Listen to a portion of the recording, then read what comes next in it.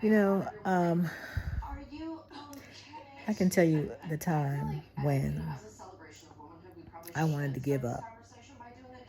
And I was a whole lot younger. Can't remember exactly how old I was.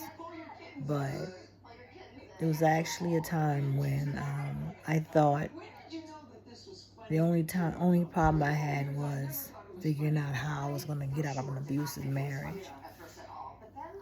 And then I realized after I got out, that wasn't the only hard thing I had to do. I had to start over. Um, I had to live through some of the things that have been being said as to, you know, when you're going through stuff, it's bad enough that you're going through it at home, but then you have society that is, and it's a whole lot better now. Trust me. Back then, it wasn't quite as domestic violence wasn't as well known, as well as much, you know, wasn't talked about as much back then. Wasn't, just like divorce. I don't think was as normal as no as much the norm as it is now. So, um,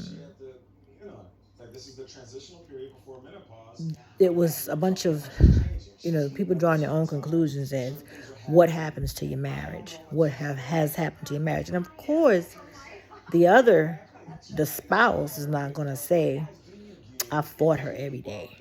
You know, I remember having a fight before I went to work. Still had to go to work. Luckily, most of the time I was able to cover the bruises, or I didn't have to take them with me. And sometimes I did. I just had to cover it up real well. Or the people that worked closest to me, they knew. As a matter of fact, I knew my ex ended up unaliving his last wife. And a young lady I used to work with, I ran into her and she was like, "Oh my God, I heard what he did." And she said, "All those years, and I used to work with you, I would have never, that could have been you, and she was just so moved and so shooken up because, like, I used to tell her, and I know, and she believed in me because she was one of the people I worked close with. But it was just amazing to think that, she was working that close by someone that actually could have been murdered. Way back when, because this had to be in the like in 1990s or something like that. But anyway, because like I said, you didn't have your neighbor right next to you or your coworker right next to you, getting murdered on a regular. But anyway, let me go back. So once I made it through that, then you're still trying to figure it out. Where do I go from here? I had family. A matter of fact, I was able to go back to my mom, and my dad. That was a big help. I had landed a job, so I was able to work. So, um, the thing then is, once you get out of that, especially if you're in the same community, the people that know the story, or at least have some idea what you went through, they capitalize on it. The bottom line is, anything that you do after that, you have to learn not to open yourself too much to what has happened to you, because the people that you meet in your life after that, they capitalize on it. You like to think that they mean you well, and they're gonna look at your scars and your bruises and say, "Well, I don't want to do this. I don't want to do to this person what has already been done to them. I don't want to mistreat them because they've already been through enough." Try to not get yourself or let yourself be confused by that, because that's not normally what they think. They capitalize on it. So, honey, protect yourself, protect your feelings.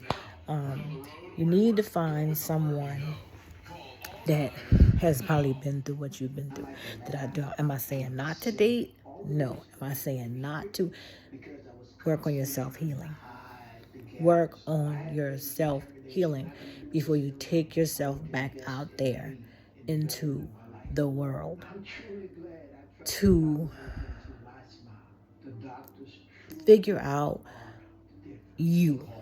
Because to go into the world and bring someone else into your world and you're not healed, you haven't begun to figure it out yet, it's only going to make it worse. And you're going to probably re-enter a life similar to what you had. You may be trading off one abuse to another. I left physical abuse to alcoholism. It's kind of like, you hear people say, the old people say, you're a magnet. That's how I can sometimes feel. Not all the time, but sometimes. So my advice is to try to work on yourself. And don't think this script is going to work for everybody. I'm in no way saying that. It just sometimes can be that way. So that's what I've learned. So you do that, and you try to figure out how you're going to move forward. And in the midst of all this, you have your children, that you have to look after too. And after going through that a couple of times, over a few years, we're not talking about 1 year, not talking about 2 years, we're talking about probably 6, 7, 8 years down the road. You're meeting these people, and they know you have an issue with love. You want to be loved so bad. You want that feeling that you've been missing, feeling that you probably really never had since you got it from your mom, your dad, or something. So they know that. They know you're hungry for it. And you do almost anything to feel it again. So they capitalize on that. I mean, I'm just going to be honest with you. So after years of that, you almost want to give up. But I had my children, so I couldn't give up. And that was almost the only thing that kept me going. I had my children. If I give up, what's going to happen to them? Because unfortunately, they didn't have the dad that I felt confident if something happened to me, they were going to step in and do what they were supposed to do. They weren't going to take over and my kids were going to be okay. I didn't have that support. My family was there, but they had their own children. And they weren't in a position to say, I know they were going to take them and raise them and they were going to be okay. They had their own lives. I didn't have even the comfort of saying, if I die, I know my kids are going to be okay. So for that reason, quitting wasn't an option. But I'm grateful for that now because I'm here. I was able to get a second chance at life. I'm glad I'm here. I'm so grateful that I didn't take that option because I'm able to live a life of happiness, peace, and I want to help others. That is my hope. I don't know about other people, but you don't get out here and strip yourself naked just for fun. A lot of people are going through things like this, and they feel nobody understands, but I do. And it's not something that you're excited to talk about. Matter of fact, you don't want to talk about it. It's the things that people wonder. Well, did that really happen? Could things really be that bad? Yes, it can. It does get that bad, and that's just not. It gets badder than this. I wrote a book some years ago. It's got the good, the bad, and the ugly. I mean, it told details about some of the stuff that I actually went through. I can't tell. My oldest daughter is 36 years old, and these things started before she was born. So I can't tell you 36 years of trauma in 10-minute video. But just the idea of wanting to give up, somebody understands. I understand. I don't take for granted the morning when you wake up and you're given another day, you're granting another opportunity to move forward. I don't take advantage of that. I don't take it for granted. It's a blessing. So I live a good life now, a happy life. I have a beautiful family. I have a husband that would do almost anything for me. And I mean genuinely, with no strings attached. And that's a lot compared to where I came from, how I've been used and mistreated in the past. Not saying I was ever perfect. I always like to say that because we all have faults. If I meet someone and I say, if there's anything in your past that you think that you could have changed for your situation, because I at one point tried to get involved in some organizations to help people that has been going through domestic violence. But it's a long story as to how I kind of backed away a little bit, but that's another story for another day. And if they told me nothing, I don't think there's anything I could have changed, I would normally tell them that could be a problem because we all have faults. We all make mistakes. We all do things at times that we could have done differently. So, in other words, there's no perfect people. We do things sometimes that we shouldn't.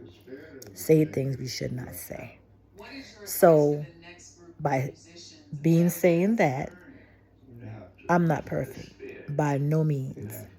I've made a lot of mistakes, but none that require another person or makes it okay for another person to put hands on me.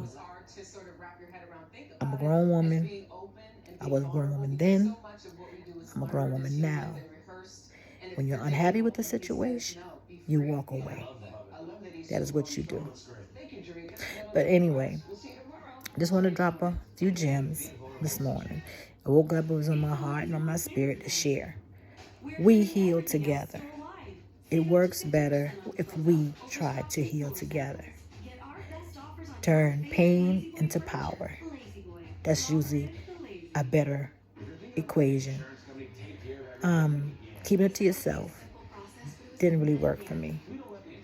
And for years, it's been nagging at me. That I'm supposed to be doing something. I'm here. I'm alive for a reason.